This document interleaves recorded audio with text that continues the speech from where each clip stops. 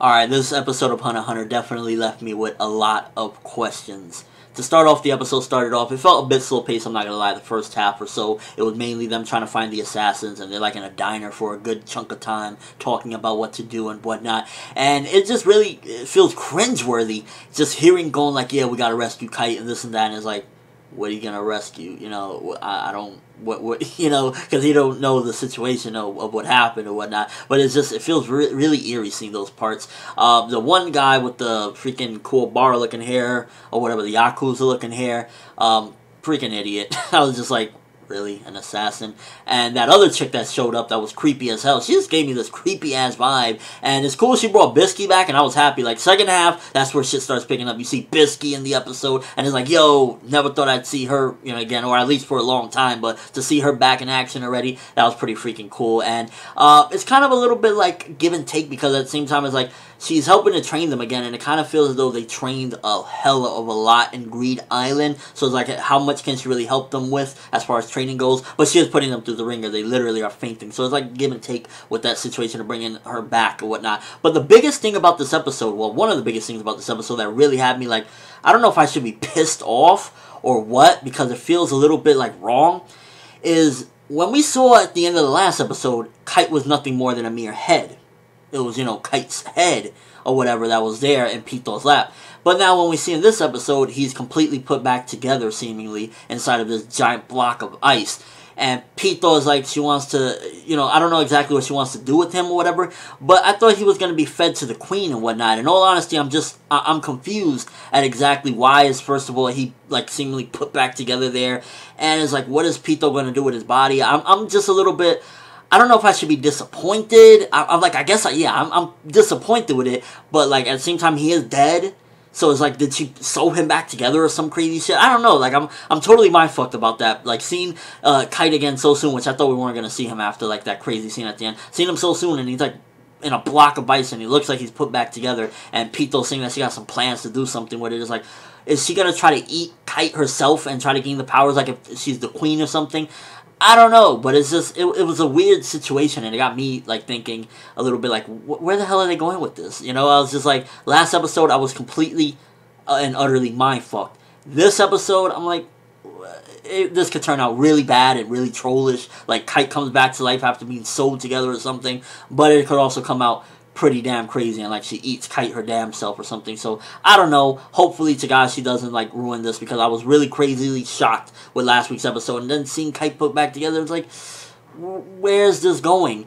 Now another thing is, again, when Netero, he's with his dudes and he's like looking, and he senses Neferpito, and he's like, oh, I'm not as strong as that being. It's like, so what are you gonna do?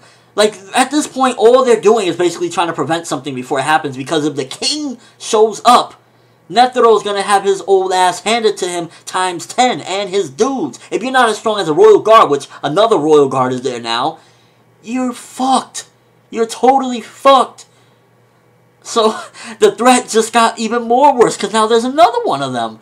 So, it's like, it feels like a hopeless situation right now. I feel like they're in Attack on Titan, the Ant Edition or something like that. So this episode is like, first half kind of slow, second half just totally threw into gear, and it just like went crazy. It's like, okay, what the fuck are they going to do? They're pretty much trying to get to the queen before anything, but there's no way in hell they're going to get to the queen without being spotted. And Neferpito already can kind of sense them intruding into the base. So it's like, all she got to do is show up, and like, yeah, if there's the 3 royal guards, I think Netero and his people are done. I think the 3 royal guards would definitely take out the 3 of them. He's already saying he's not on Neferpito's level. If the 3 of them are together, which one of them was already born, which he looked pretty cool. His character design looked pretty cool. I like that. The threat just seems so hopeless right now. Going to Kito, nowhere close to that level. It's like, I don't know. This episode kind of just fucked with my mind a bit, to be honest with you.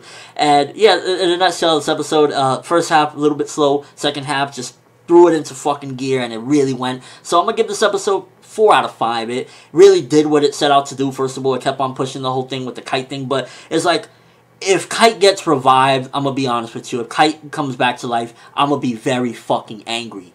I'm gonna be very, very, very, very, very, very, very, very, very, very angry. Because it's like, you don't do what you just did last episode and bring this man back to life in the near future, because that's just stupid. I'm sorry. It's like, dude was headless, and now it seems as though he's put back together, and he might be revived or something. Maybe as like a slave to... I don't know where the hell this is going, but if he comes back to life, I'm going to be annoyed. Straight out. It's going to piss me off, and it's going to be a big troll. I hope that is not the case. Overall episode, again, pretty decent episode. I'm going to give this episode, again, I said 4 out of 5. And just overall, it did its job. Let me know what you think, first of all. Anime-only viewers, manga viewers, please, even though you will, don't spoil. What do you think? Is Kite going to come back to life somehow? Is Neferpito going to eat him? What the fuck is going to happen with Kite? And also, what the hell is Netero and his people going to do? If they get caught, they're fucked. They're utterly going to get raped. What do you think they're going to do? Me, personally, I think Netero's going to probably get close to the queen. They're going to get really close to the queen, and maybe the royal guards will show up, and then like they're going to have a fight, and I don't know what the hell will happen after that, but that's what I'm guessing is going to happen. Maybe Go no Kitawa will finally show up when, like, you know, the last minute of the battle with the royal guards and, like, kill the queen or something.